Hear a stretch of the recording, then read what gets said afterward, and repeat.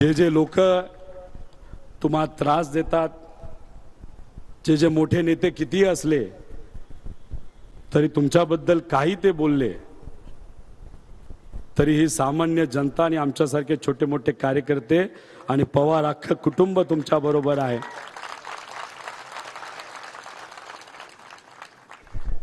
स्वार्थासाठी नाही साहेब आम्ही लढत।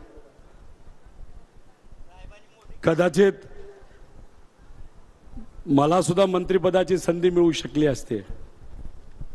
माझ्या आजोबाली माझ्या वडिलांनी जी कंपनी मोठी केली कष्टातून, कुठलीही चूक नसताना सुद्धा त्या कंपनीवर कारवाई केली गेली आणि मला माहित होतं मी जर सत्तेत गेलो असतो तर कारवाई झाली नसती। देशमुख साहेब इथं आहेत, अनेक असे नेते ज्यांना अडचणीत आणण्याचा प्रयत्न केला।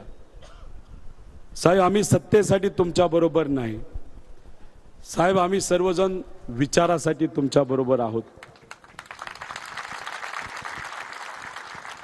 आणि तुम्ही केलेले 60 वर्षातले कष्ट हे आम्ही कधी विसरणार नाही। कुणी आम्हाला काही दिलं तरी स्वार्थ आम्ही मध्ये न आणता तुम्ही फक्त लढ म्हणा। आम्ही सर्वजण आणि इथं असणारे प्रत्येक व्यक्ती आणि महाराष्ट्राचा स्वाभिमानी सर्व नागरिक तुमच्या शब्दावर लढायला तयार आहे। म्हणूनच या महाराष्ट्रामध्ये तुमच्या सगळ्यांच्या प्रयत्नातून आपल्या विचाराचं सरकार येणारच आहे।